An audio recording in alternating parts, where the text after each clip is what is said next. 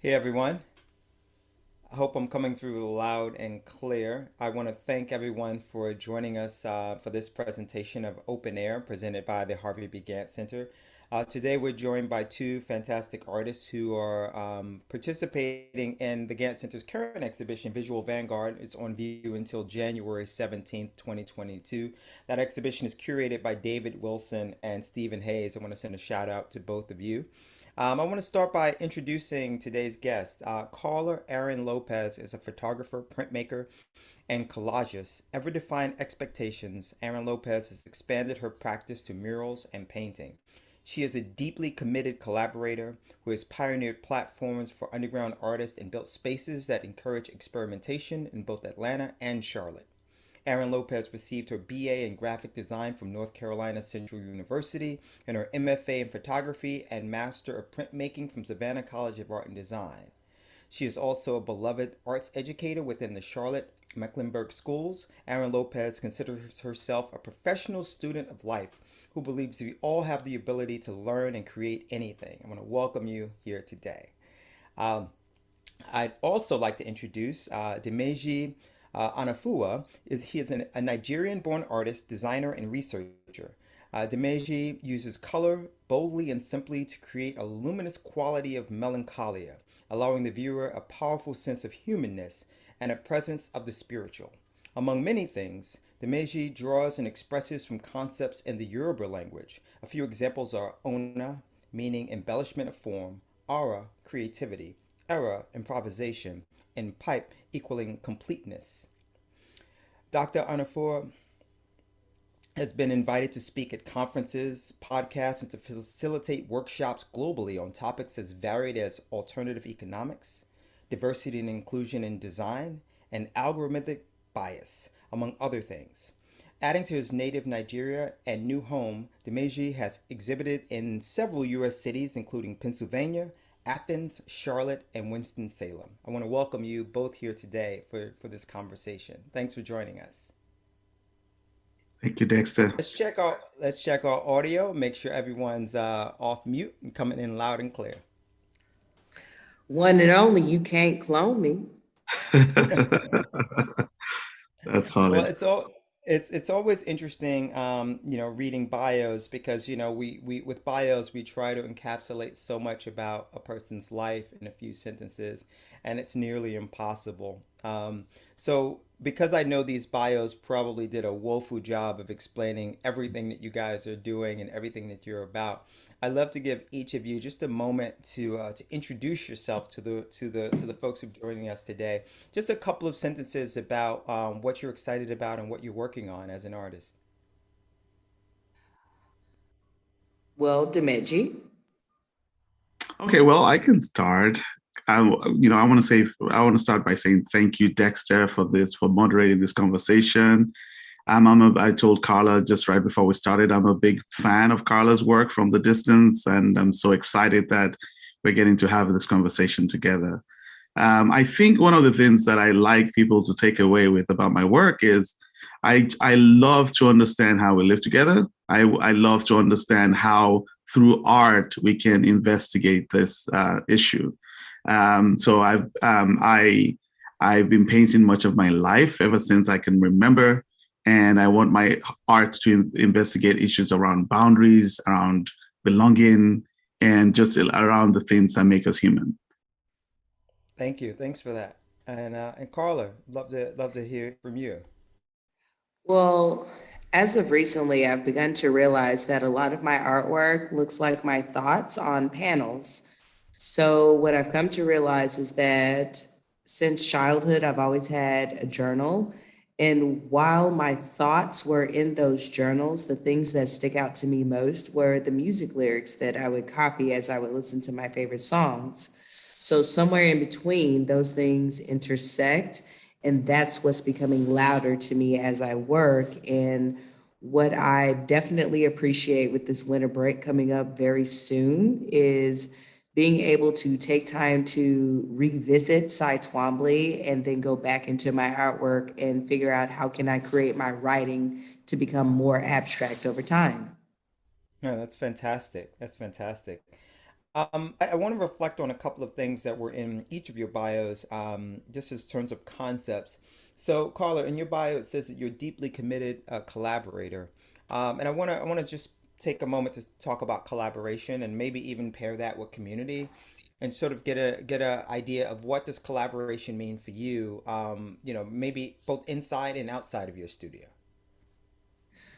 You know, what I've come to learn at 38 is I don't think we're as successful as we think we are without working with other people. And I know that you could replace whatever industry you want with that in that terminology. Because when I work with other people, I learn new things. I find out ways to push people, especially as an educator. And I find just new thought processes, new concepts. It's kind of like always staying relevant. Like, okay, here's what I'm thinking. So, what are you thinking? And helping that person get to that point where they have a level of clarity in their thoughts. That's something I thoroughly enjoy. So, as an educator, I like seeing that on canvas, on panels, on walls. And in terms of working with others, could you speak a little bit about that? I mean, it's interesting. It says that you've helped like built spaces that encourage experimentation, and I'd love to sort of explore like what that means to you. In order to experiment, you have to have no fear of failure. You are going to be wrong. You're going to fail. No one ever gets it the first time around. And the best way I can make that make sense is okay, so since we're in the bio part, right? I have a master in printmaking. In undergrad, I failed printmaking, horrible at it. And then here I am at this big old fancy art school college for grad, and I'm stuck studying photography. I can't move to the next thing. I can't figure out how I can improve. So I took a break and went into the print lab because I decided on my own accord, here's this thing that you struggled with in undergrad. How about you take it seriously while you're here in grad school? And I did. And what I realized is that the print lab is a very collaborative space. And I'm not the only printmaker who will say that to you. Master printers may indeed produce the works of other artists, but they are a master printer for a reason. They are someone who listens, they are someone who responds to understand, and they are someone who will help that particular artist grow. So if I have a free moment and I have a free panel and I have artists in my space who are trying to figure me out. Well, I'm trying to figure you out. So let's go ham on this piece because this is the nature of art to go bananas on whatever blank canvas or mistake that the artist hates him or herself and everybody in between. Work on it and figure out something new because what I've come to learn is within mistakes, I find that next great idea. Oh, that's great. That's great. Thank you. Dimeji, could you talk a little bit about these this terminology, humanness, and also Mm, what spirituality means to you in the context of your mm, work? mm. Yeah, so I believe that all art is political. You cannot have art without feeling, and and when you have feeling, you have perspective, and you have a sense of um, a perspective on the world that's quite different from everybody else's. And so for me, I feel like my background, the complexity of my background, the fact that I am Yoruba, I am Nigerian, and I'm also Black American. I It really informs the work that I do. And so for me, this whole idea of humanness is just a reflection on my worldview, my perspective on the world, that kind of like makes me realize that we're all, in many ways, while we're quite so different, there's a connecting thread that makes us very similar. And it's that connecting thread is what I'm seeking, what I'm looking to find. And so one of the things I do is I draw from my background all the different perspectives that have informed my work, all the different backgrounds that had influenced the background that I've made into my own. And that is really what's driving my work. That's what's guiding that view on a certain humanness that I'm trying to depict. No, And I think, yeah. yeah, go ahead. Thank you. Thank you. No, please continue. Thank you. Yes, I want you to. So, what was that? Sorry, what was the second part of that question? Well, I think you've answered it because I was trying to sort of get more color around, the concept of humanness and where spirituality sort of, Yes, yes, connects to your work. yes, yes. Spirituality. I have a deep background. For one thing, I'm a Christian, and I come from a Christian tradition. But also, when you think about the Yorubas have their own traditions as well, and there's some traditions that drive even the creation of artwork and artifacts through the years. And I feel like those things kind of like allow you to understand the negotiation between what's present and what's absent, negotiation between the spiritual and the physical realm. And so my work also depicts that. When you see the vast canvas and the emptiness in the canvas, and you see a single figure on the canvas, is really my telling that story of that relationship between what we see and what we don't see. And so that's really my exploration. And so one of the reasons why I draw some of these Yoruba principles is to try to tell that story as well, that Yorubas have a history that's rooted in certain religious traditions, and those traditions have meaning. And I also try to explore some of those. No, that's fantastic, and thank you for sharing that. I know that my next question is it's sort of like off topic of art, but it's something that fascinates me, and it's Mhm. it in your bio it mentions that you sometimes have talked about algorithmic bias, right? Yes, yes. And while it's not necessarily connected to today's discussion in a big way, I'd love to just take a moment to talk a little bit about that. Could you share any of your thoughts around that Yeah, concept? so yeah, definitely. So my background is in design. So I have a PhD in design. And to be more specific, my work explored finding more inclusive ways or inclusive user experiences through design. And so one of the things that I look at is how do you design technology, how technology has agency, how technology can eventually influence our lives and cause us to and influence certain behaviors as well. And one of the ways I look into that is through a set of principles I call pluriversal principles. So principles that guide the way you see the world, and that force you to acknowledge the lived experiences of others and to be able to create with and not for. This bleeds into my art, and so when we think about algorithmic bias, for example, it's either explicit or implicit exclusionary tactics that we build into algorithms that cause people to be othered.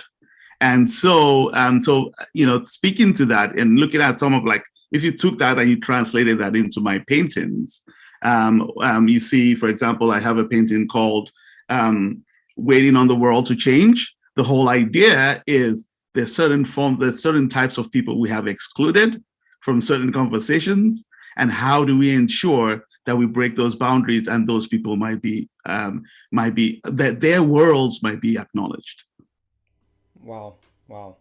Thank you, thank you, Carla. I know that we have artwork to show, and I'm sure most of the people joining us today want to start seeing some artwork. And I believe we're gonna have some slides that could be shared via the screen that we can sort of speak to some specific work. But while that's being teed up, maybe I could ask you another question about, normally these conversations start off with origins, but I didn't want to do that today. I wanted to kind of ground us in a different place. But could we kind of go back to the beginning, Carla? I saw an interesting video of some of your work on Instagram recently. But um, why did you start making artwork? Like, what was the impetus for that? Why be an artist? Because what I couldn't communicate in words, I communicated in pictures. Uh-huh. Like seriously, I'm an only child. What I could not communicate in words, I communicated in pictures. So it was a first love from the jump. I don't know what single age number it started. It just I don't know, it's something that's always been there and has been comforting. It's like a past ex-lover told me, it's a first love. Right. Yeah, yeah. It also you also say you're a professional student of life, and I kind of Absolutely, because when are you not always learning? no, absolutely. I get that. I get that. So, both of you are in the current show on view at the Gantt Center, Visual Vanguard, and we can talk a little bit about that as we get deeper into the conversation. But we have some work that's being shared right now, and maybe what we could do is we could spend a minute, a couple of minutes on each of these pieces and talk about, what it is and what the inspiration for the work was. Okay, super cool. So you want to know about this one? Seriously? Sure. I was listening to Wham, Everything She Wants. That's exactly what I was listening to at the time because I'm so fascinated with my handwriting and going larger with it at this moment that music is the single thing that's driving me to understand the nature of the strokes that I make on panels because I do want to know, can I translate what I do small to something that is big? And I like challenging myself and my handwriting, my hand lettering, whichever words you would like to choose, to get bigger and bigger and more abstract over time, which is what brings me back to the history of Cy Twombly and his influence on Basquiat. Well, that's That's great. why we have those smaller details in there. That's a fantastic piece. Thank you. I Um, appreciate it. and that's one of my favorite songs, by the way. Because it's lit, it's bopping. I mean, when you think about little girls and their diaries, their journals, and their feelings, yeah, I had my feelings in there, but funny enough, I remember less about my feelings as a space to emote than I do about songs that I would desperately either try to find the lyrics to in the early ages of the internet, or I would just have to record it or wait 4 hours to download it in order to put it on repeat and hear the lyrics that this group, this person was trying to share. Thank you so much. Let's advance to the next image. Awesome. Where does your story begin? My story begins at the Panther Stadium because what is not there is what's most important to my family, and that's where my grandmother and my mother was born, which is the Good Samaritan Hospital in Charlotte, long, long time ago. Only Black people were born at Good Samaritan Hospital, and it was torn down in 1961, shortly after my mother was born. So when I take a picture in front of those large Black Panthers they have in front of the Bank of America Stadium, I can't help but to ask, where does your story begin as a QC native? I don't Could we know talk? nowhere else but Charlotte. Could we talk a little bit about the process of making the work? Just like some of the technical aspects. Absolutely. I collaborated with a wonderful photographer. Her name is Erin Comerford. She's out of DC. And she was just studying strong women for a period of time, just to kind of break out of the things that she was normally doing. And when she met me and she heard my story, like, all right, if you want to know about where my mom and my grandma were born, here's a plaque that represents it in front of the Bank of America Stadium. You will never see the building.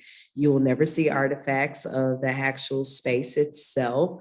I'm not quite sure how many Black people were born in that hospital in Charlotte and for the rest of the Southeast, but we get a little plaque that people thoroughly enjoy vandalizing over periods of time when they read it, when they actually read it. Wow, wow, that's So beautiful where does work. your story begin? My story begins with them. Let's advance to the next image.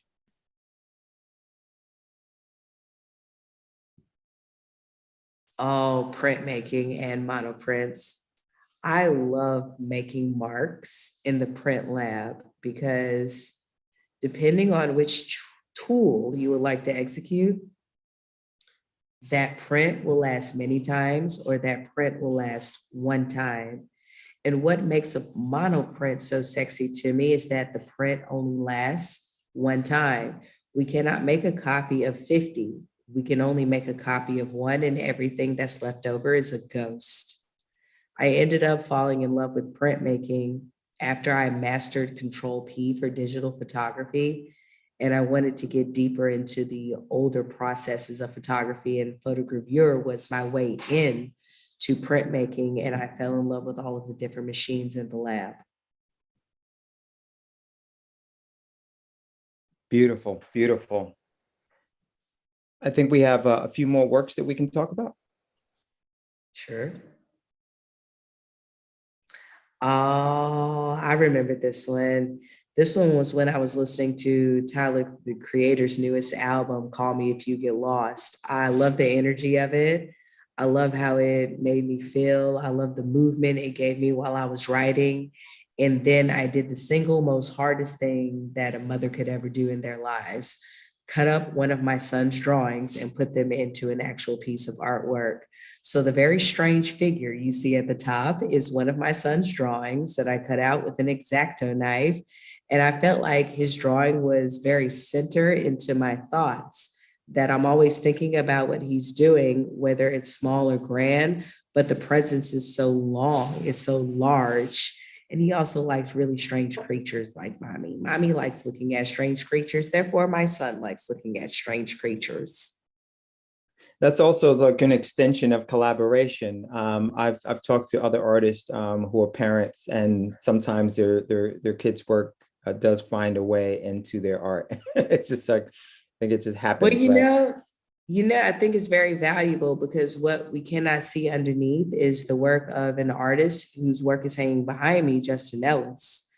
Justin has a very, when you look at it on its surface, it appears to be childlike and imaginative, as if you can just continue and continue and continue. And what I find is that the older we get, depending on what we're doing in life, we forget that childlike essence. So I wanted to connect back to what I could no longer uncover from Justin, because I put too many layers in. I was experimenting with my materials, and connect the work back to that childlike essence by even inviting my own son into the piece, which makes it whole for me. I must say that if I could chime in here, Please, please do. I too love Justin's work. I like that childlike quality to it. But even as you're speaking, you said you wanted your art to make a mark. You want through your work to make a mark. And I'm looking at this piece and I see it almost like a quality of I know Dexter, not to give it away. I know you're in Japan right now. And it just kind of like just the quality of a old Japanese scroll or old Japanese print, actually, Mm-hmm. Mm-hmm. with the red emerging from the nothingness, as well as the white just scribbles all around it. There's something about it that has that very beautiful print-like quality to it. And yeah, and I think you are right. I think for an artist, it takes sometimes it takes a lifetime to paint, like Picasso said. It takes a lifetime to paint like a child again. Because Yeah, like what is that point when you just finally like settle down and let go? And it's the memory for you, it's the moment for you. It's not really like how well you're technically executing the piece itself. Oh my God, those parts are so boring. But when you have this very strong story associated with the works, and then on top of that, the viewer's perception of the works, Jesus Christ, if we could just hit center somewhere between what the viewer views and what I've made, I'm successful. I'm happy. Yeah, I think you nailed that. Absolutely. And I do see the connection, Dimeji, in terms of what you're saying about, Japanese prints and the blue here is also, I think, quite profound and reminds me of Japanese art in some ways as well. I mean, we're all influenced by so many things, whether it's conscious or subconscious, and it somehow just emerges in the work that we do. But yeah, I'm really excited about the work that you're making, Carla. Let's Thank let's you. let's look at the next piece. Oh, this is a small detail that I gave away as a gift. Let's see. I know what I was doing. I was listening to gorillas. So a lot of my work is definitely fueled by music. You just kind of have to accept it. I love listening to music. There's no way we, the humans, can turn that down. And it's two songs in particular because now I'm looking at very small details left behind. It was Tomorrow Comes Today by Gorillaz and Dreams and Nightmares by Meek Mill. I love all types of sounds, but at certain moments when I'm making a work of art, certain words and certain songs will show up, and those things will become the details of my works. And this is a very wonderful example of that because you have these capitalized letters that say Tomorrow Comes Today. I can tell you exactly what I was doing, loving the song and watching the animated video. But I know that at a point, I no longer wanted to watch a thing itself, which is very indicative of us, the internet and generation. Like I'm full blown, well versed in the internet. I wanted to hear Meek Mills because I may have been reflecting on a memory, and dreams and nightmares came up in my thoughts. And that's what became written on the work itself. In addition to its original collaboration with another Charlotte artist, Chad Cartwright, he goes by Chadwick Art. His lettering and my lettering are similar, but the more time you spend with both of us, the more you can see those differences. But I often call us art twins because we're often learning from each other in terms of how we can truly push text-based artwork into the arena it needs to be respected in Charlotte. No, that's heavy. I like that. And, I really love how you're acknowledging, the people who've influenced you and the people who you have like respect for in the field as well. That's a Well, I mean, beautiful. I have to. My titles in the Visual Vanguard show include every artist that touched the two panels that are featured And why was that important to you? because they need to be acknowledged as artists. Hmm. Why is it just my ego? Like, what is that about? If Hmm. it's just my ego, I'm known for collaboration, and when it's just my ego, it doesn't sound like I'm collaborating. But I will acknowledge everyone that has touched this panel: Michaela Benter, Frankie Zombie, Dammit Wesley, Matthew Honeycutt. I know everyone that has touched everything No, that's because great. That's they're great. artists. And that's huge. That's meaningful and a very powerful thing as well. So I think we're getting close to the halfway mark here. Let's advance to the next work. I haven't been keeping good track of how many are remaining, but let's move to the next one and see where we are in time. Holy bananas, let's go. Yes, Dimeji, let's go. Okay. Yeah, so when the pandemic started, I was reflecting on how everything was just silent and so still. Mm. I was actually reflecting on the Langston Hughes poem called Sea Calm. And it's like, it goes like, it's a very short poem. It goes this way, like how still and how strangely still the water is today. It is not good for water to be so still that way. Mm. And I was like reflecting on that and saying, it's almost like we're all engaging in this new way of being with a lot of anxiety, not knowing what might come forth. And lo and behold, after I did that painting called Sea Calm, we had all the social justice issues that happened, and we had all the all the complex things that happen in our world. And so it just kind of like spurred this series of paintings that have to do with water and our relationship with water, and how water can be a force for good. And as a matter of fact, at the same time, water can consume us. And so, so this led to this water series. This is one piece in that series called The Unknown Unknown. And really is about facing the world with anxiety. I had, when I did this piece, I had or even the piece before that, I had a kid, one of my kids had a little bit of a health challenge in the middle of the pandemic. And it led me to a lot of reflection about there's certain things you cannot control. And it's very much like water. Water flows through, water destroys, water consumes, but you need water. So, talking about music, like Carla, the great Fela Kuti talks about, talks about Omiolota. Water has no enemy. Water will, And and I would say that this shirt that I'm wearing is at Adire. It's tie dye made by the folks in Abeokuta, who are very well known for their connectedness with water. And so I kind of like embarked on this series around water, and this is one of those that I tell that story of our engagement with water. And if you kind of take it all the way to the spiritual, water flows, right? Water is spirit, right? Water is life. It's such a quiet work.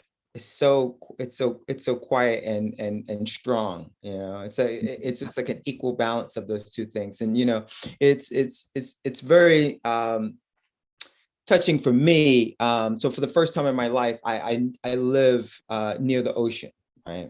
And it is definitely something that influences the way I feel and influences my mood and my outlook. Water is a very, very powerful thing. And I think that, half the reason people want to even go to the beach is not even so much the experience of having fun. I think there's a pull. There's a pull. Yes. The ocean pulls you. Yes, there's something about it that it keeps drawing you in. Yeah. It keeps drawing you in, and you're like, I shouldn't be doing this, but I need to get closer and closer and closer. It's something fundamental. Even if you're not a great swimmer. Even if you're not a great swimmer. Yes. The other thing you said that I think was really sort of personally meaningful.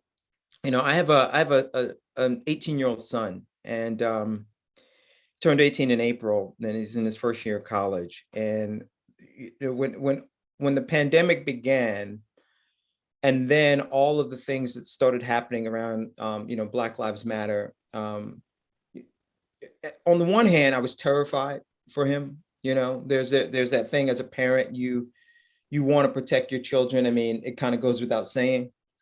But there was another part of me that was happy is not the right word. I was okay with him seeing how broken the world is. Mm.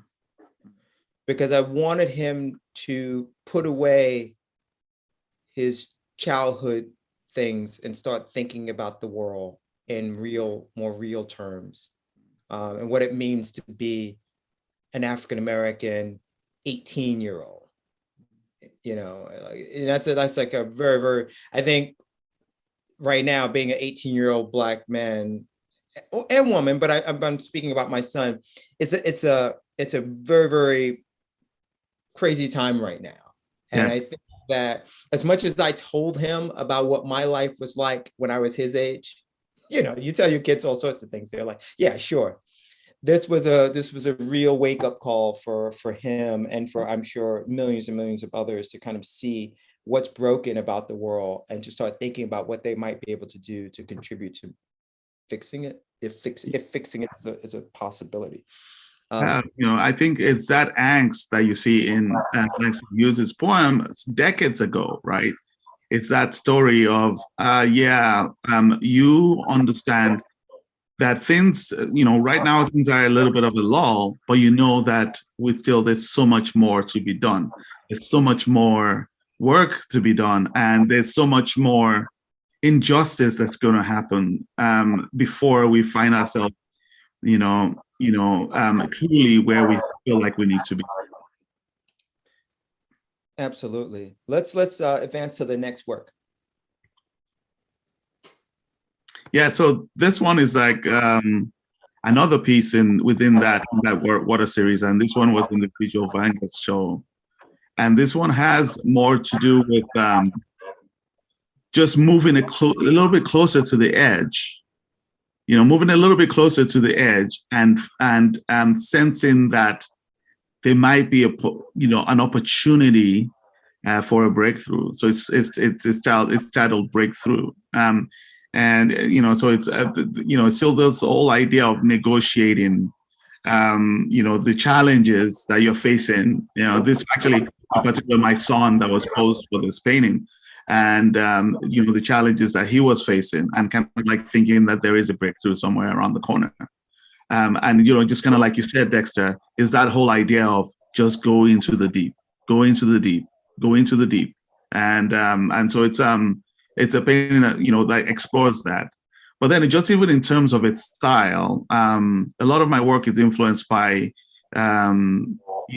lots of Black artists like Sonia Ojikutu, Victor Ekemeno, Victor Ekpok, Amy Sherrod, even just John Castile and others.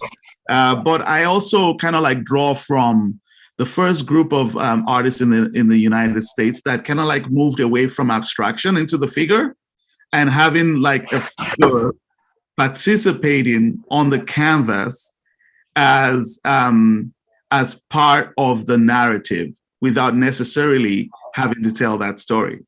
So the folks from the Bay Area in the 1960s, they were exploring the figure playing a different kind of role. And so this painting is kind of an homage to that as well. That blue is killer. I love it. I love it.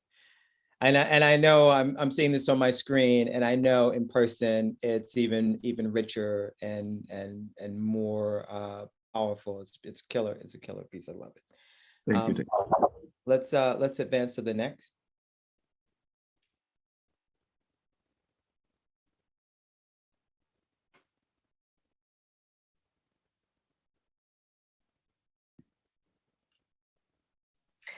I will say while we wait, you're giving me super Rothko vibes. And it's really I am glad you said that. Say it again, brother. I think we have a little bit of feedback issue. We are definitely getting feedback. Yeah, I am absolutely happy that you said that. Well, I mean, your background speak to me in the style of Rothko, which is why after a certain while, your figures just fade for me, because I spend more time as a viewer on just the background alone. And what Rothko was trying to do with his color field paintings, this is without a doubt, even with this one right here. But I'm gonna go ahead and mute myself so you guys can have that conversation. No, you said it. I think Rothko's work makes you feel like you're in church. In a way, right? It's like that. There's a presence to the work. There's a presence to the work that calls you in, right? There's a presence to it, and I feel like if I can do anything close to being able to do that to your emotions and make you feel like it's a piece you want to engage in, or you in a way engage with, and not necessarily the figure itself. The figure, like I said, the figure is just a participant on the canvas. The figure is part of the story, and not in of itself, but in collaboration with everything else. And I feel like if that can do that to you, I feel like I've succeeded. And this painting is an example of one of my attempts to do that. Just for a little context, this is a piece I did inspired by my niece, who I said is she's a product of many worlds, right? And I did it around the time that we had the national elections, and we were getting close to electing the first Black, first Indian vice president in the United States, the first female vice president in the United States. And I feel like this is a story of inclusion and belonging, and say, I belong here. But even beyond that, just looking at the raw yellow and then looking at the way the blue is juxtaposed to the yellow. I think, Carla, I think you speak to a little bit of that, where I'm trying to also set a mood. I'm trying to use the canvas to set a mood and use the composition to set a mood.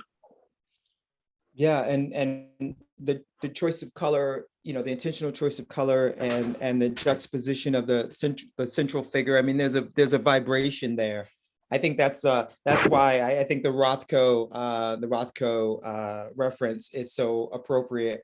And and obviously in your own way, but I feel that it's funny because I just had a photo at the Met that I posted some weeks ago. I was standing in front of a Rothko and happened to be wearing similar colors of the work. But I'm still trying to. There's still so many artists that get talked about, in the canon of contemporary modern art and contemporary art that I'm still unpacking, and I'll probably be unpacking for the rest of my life. And I think Rothko is probably one of them. But this work. Was this done from a photograph, or was it done from memory or imagination? That's great. So it's the original piece was started with a photograph, but then everything else was all imagination. It's a combination of both. So it started with a picture, and then I kind of like extended it to like the world, for example, or the butterfly. And even just a little bit of that pose was kind of like pulled into from my thinking, and it's just it's just that whole idea of kind of representing the other world that I was trying to show depict in the painting. But just kind of going back to that whole story of that what you were saying about Rothko's pieces. There's a sense of broodiness that happens with on his canvases, and it kind of like makes you a certain mood that it sets for you, and I hope that my work allows you to feel connected to it, but at the same time sets that mood as well. But I mean, it absolutely does. Like you said the key names for me to recognize it. Like, what did you say? McCastill, she gives me Barkley Hendricks vibes with more details because Hendricks just solely concentrated on the portrait itself. Rothko for his color fields because your backgrounds just straight up put me into a place. And then you reference one more artist that I can't think of at the moment just because I've been sick for a couple of days and you got to live with me on this cold medicine. But my first thought in relation to that artist was Alex Katz. Wow. Yeah. Amy Sherrill. It was Amy Sherrill. Amy Sherrill gives me Alex Katz vibes because her paintings are so flat when it comes to the person themselves. But if you were to compare your works with her works, there is detail there to give range and give a three-dimensional quality to the figure itself while keeping it painterly and not being so realistic. Do you see where I'm going with that? Totally. Those properties alone and me being able to just have that discussion when I'm talking about a piece of work, that's what makes your work shine strong to me. Thank you, Carl. Well said. Let's advance to the next piece. I'm trying to keep my eye on the time here. I have so many more questions. Oh man, awesome. Let's spend a moment here. And it actually, before you start speaking about this piece, Dimeji, I do have a question. In terms of the way you work, are you using models? Are you using photography? Like, tell me how you make a painting. Oh yeah, so many times I think the feedback is coming from me. 1 second. So many times I use photography, but at certain times I actually I use my boys as models, and every now and then I combine both. And I think for good reason, because I like to paint children, and we can have a long conversation about why I do paint children. But I also know that for me the practice of painting, I have to keep painting and painting, and so sometimes I draw from using photography. Sometimes I stage a painting. So a couple of my newer paintings, I actually stage my kids and take photography and then work directly from the photography. So it's a little bit of both. This one was almost entirely from a photograph, and but the story around it is really drawing from that really enigmatic photograph, that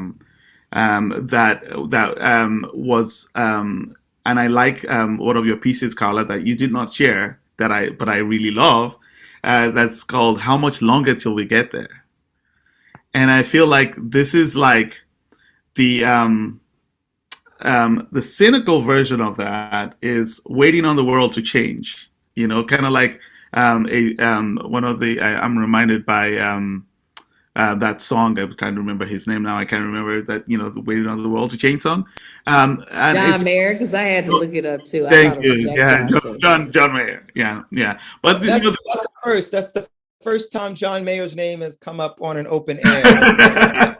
well, or you can think about, change is gonna come, right? Changes are gonna come, right? But that was too positive oriented, when I was doing this painting, and the whole idea is, yeah, this was I actually done almost exactly a year from now. We're turning the corner into a new year, and I'm like, yeah, we're gonna get all of the same again. And yeah, I'm gonna be waiting. I'm gonna be sitting on this fence and hoping that this future would actually, be one that is an inclusive future, and that folks like me feel like we can participate in this world. And by me, I'm talking about, the child that's represented here. And so, that's the idea there. One time I think I got a little pushback about why is there so much melancholy on these paintings? Why can you not show black joy? And I'm like, well, he's smiling on the inside. There are different ways in which you can depict black joy, and also, it's not all joyful, right? There's some understandings that we have to have about the world, that we've made, and how that world impacts, the world of others. And so this is the story there. It's like waiting on the world to change. This is like, some of the colors were influenced by, Amy Sherrod's work. Just the color palette, and also just the approach to change, to the canvas. But then also, by other, African artists like, Sonia Ojikutu. Strong work, strong work. And to that question about melancholy versus joy, I mean, we're we're all human, and these are all part of that human experience. So the idea that all faces must be smiling in order to be happy, Hmm. is I think is a sort of an unrealistic expectation, right? Yes. Yeah, yeah. Full life, full experience, full range of emotions. And I Yeah. think art has the power to convey that, and remind us, of those times. So I don't want to go off on too much of a tangent. Keeping an eye on time, let's advance to the next work. And I know we have, some virtual studio visits we want to do before we end today's conversation. So Yeah. do that. Yeah, and that's the opposite of that, right? That's the smiling faces, right? And I just kind of I had this one in there just to show the range and to show the difference. Is this one is titled this one is titled Two Friends, and it's, or MAG, so it's like it's about friendship, it's about belonging. It's a painting I recently completed, and it's like maybe, it has something to do with turning the corner, hopefully, from this, pandemic, and re-engaging with those we love. It's a painting about the innocence of friendship, right? Or young friendships. This one was also from a photograph. This one is from, a painting of my son with a dear friend, and just kind of like depicting what friendship looks like.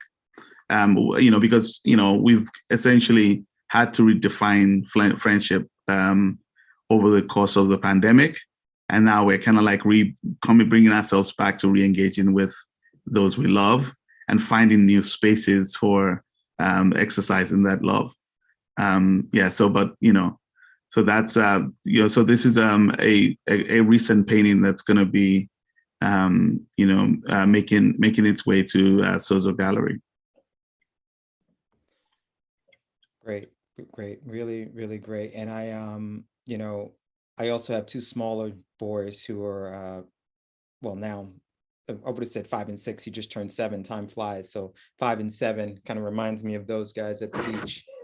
So we're coming to the final 10 minutes here. What I'd like to do, Carla, if we could just take a quick peek into your space, and maybe you can just tell us a little bit about where you are and how do you and what you do in that space, how you get down in that space. All right, so let's get it going like this. So welcome to Black Market Charlotte. We are located in Camp North End. I call it an oasis in the middle of the hood. And what you're currently viewing is what works we actually have left over from the $100 exhibit. Every year, we offer new collectors a chance to purchase works of art that we feel are of value. And the $100 exhibit is that opportunity.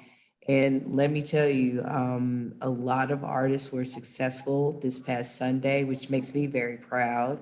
And when the work comes down and time slows down again, I'll make work again. But I live for the artists, I work for the artists. They come first, and then I'll make my work later. That's amazing. That's amazing. Yeah, yeah. And so basically, just so I'm clear, so the works behind you are still available? They absolutely are still available, but you only had that one day to purchase them for 100. Oh, I see. All Oh, right. Well. sorry. Yeah, it's only Uh, one day. that's what it says. Don't procrastinate. Don't procrastinate. Well, it just hopefully you'll pay attention to it later. And is there anything else you'd like to share as about what you're working on? Because once we go to Dimeji's space after this, we'll probably be coming toward the end. So I just wanted to kind of give you a moment if there's any other thing that you wanted to share today that you haven't had a chance to share. Ooh, baby, no. I've had a very wonderfully successful 2021, especially within the city of Charlotte, and I am looking forward to this holiday break coming up. If someone is so concerned with my life and my career, all events will get started again late winter, early spring of 2022.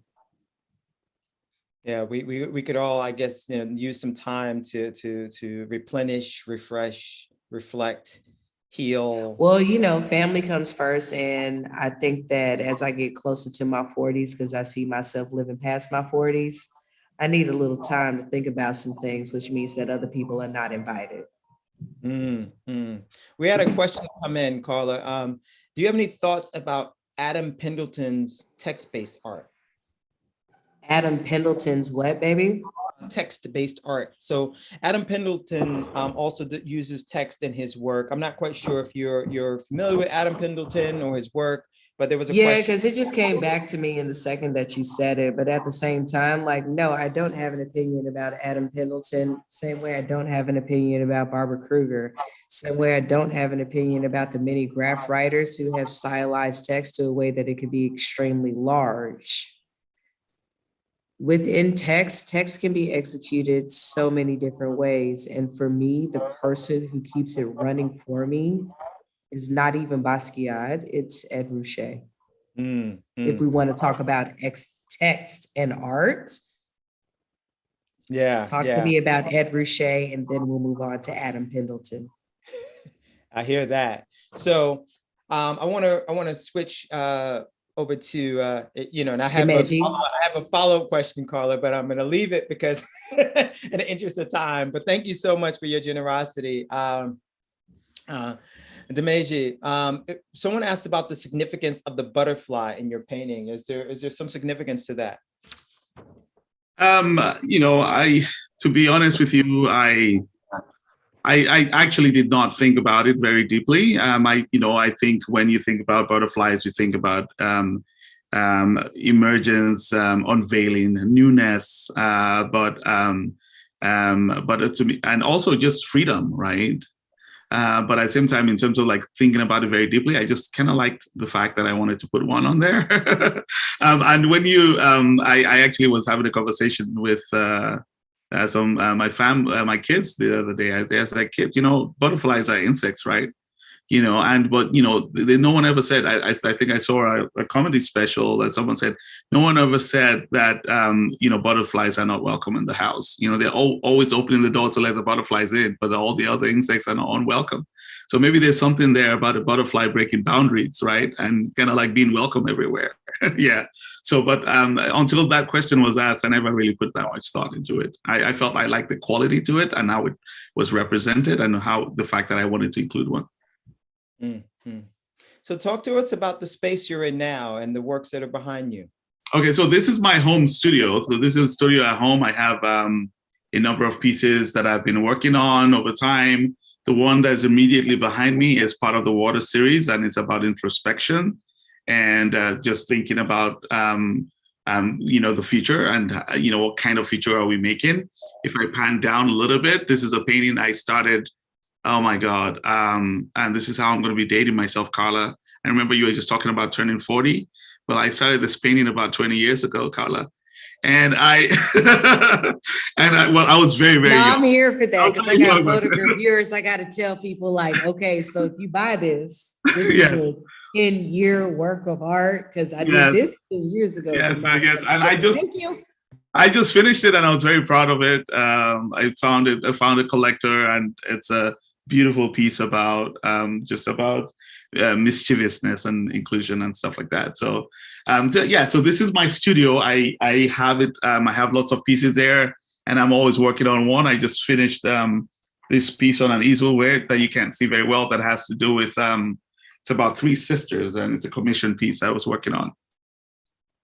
You work on multiple works at the same time, or absolutely. Yeah, I'm at different stages. I usually have a quick painting I'm trying to complete. I have one that's like long, like the one all the way back there in red. It's a painting about our ancestors, and it's a painting from of the funeral of my grandfather. And I started that painting months ago. And I'm just saying, Dimeji, I'm looking for new artists for Local Street 2022. What's up? Hey, I got you. I'm ready. When you were talking Chadwick, I was like, yeah, those are my people. Yeah, I'm ready. All right, baby, you in there. I can't go way back. Yeah. That's great. That's awesome. See, we're already something's already bubbling. Well, listen, we're coming toward the end here, and I could probably ask you guys 30 more questions, but I want to respect your time and also say that I'm grateful for your generosity. I think that in the past, couple of years, artists have been asked to do these kinds of talks very, very frequently. And I, for one, don't take for granted that it's just a matter of like waking up and jumping on Zoom. I know this takes time out of your day. It probably breaks your rhythm a little bit in terms of other things that you have to do. And so I just want to say that we appreciate it. We're very grateful for it. Talking about your work, I know, can sometimes be exhausting. So I also appreciate your willingness to share your thoughts about what you're doing. And I just want to wish you both a fantastic new year as we go into 2022. Absolutely. And before we sign off, I just want to mention some things that I have some pieces and Sozo Gallery in Charlotte. So check them out. And in terms of like what's happening next, I'm going to be participating in the art fair in Los Angeles in spring. So I'm quite excited about that as well. So, and I look forward to collaborating with Carla. We're going to be talking about that. So yes. I'm telling you, baby, I'm gonna go sit down for about 2 weeks after the most exciting year of my life, and then get 2022 popping. Yes. But thank you both so much. So now for my final words, I want to thank you all for joining tonight's conversation. It's been a pleasure discussing major themes and influences behind both Carla and Dimeji's work. The Gantt Center is proud to provide programs that aim to inform and inspire. With your support, the Gantt Center can expand their impact on the community they serve. To learn more about ways that you can support the Gantt Center, visit their website, ganttcenter.org/donate. Follow the Gantt Center at HB Gantt Center on all socials to be updated on programs and initiatives. I want to thank you all again. Have a fantastic night. Have a fantastic December. Have a wonderful 2022. Let's get better. Let's get going. All right. Thanks so much, everyone. And thank you, Dexter. This is wonderful. Bye. Thank you so much. Bye-bye.